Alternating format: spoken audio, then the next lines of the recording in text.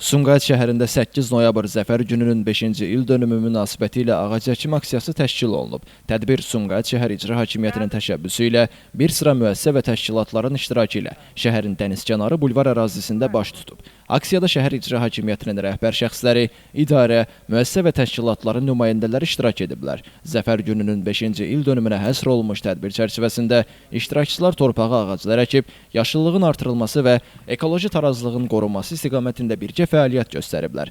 Aksiyanın məqsədi həm ətraf mühitin mühafizəsinə töhfə vermək, həm də Azərbaycanın tarixi zəfərini simvolizə edən birliyimizi, həmrəyliyimizi və vətən sevgisinin təzahürünü nümayiş etdirmək olub. Tədbir zamanı əkilən ağaclara aqrotexniki qulluq göstərilib. İştirakçılar ağacların köklərini bərkitmək üçün torpağı belləyib, suvarma işləri aparıblar. Bu proses zamanı aksiyaya qatılanlar hər kəsin təbiətə, yaşıllığa və ətraf mühitin qorunmasına qarşı məsuliyyətli yanaşmasının vacibliyini vurğulayıblar. Qeyd edək ki, bu cür ekoloji yönümlü tədbirlər Sumqayıt şəhərində mütəmadi olaraq keçirilir. Məqsəd şəhərin daha yaşıllaşdırılması, sakinlər arasında ekoloji mədəniyyətin artırılması və Zəfər gününün rəmzi olaraq yeni həyatın, sülhün və inkişafın təcəssümünü yaratmaqdır. Zəfər gününə həsr olunmuş bu aksiyanın sonunda iştirakçılar əminliklə bildiriblər ki, Azərbaycanın qazandığı tarixi qələbə hər bir vətəndaş üçün qürur mənbəyidir və gələcək nəsillərə daha yaşıl, daha gözəl bir vətən ötürmək hamımızın borcudur. Elvin Qudrətov, Şəmstan Fikrətli, Elbrus İsmailov bugün informasiya proqramı üçün.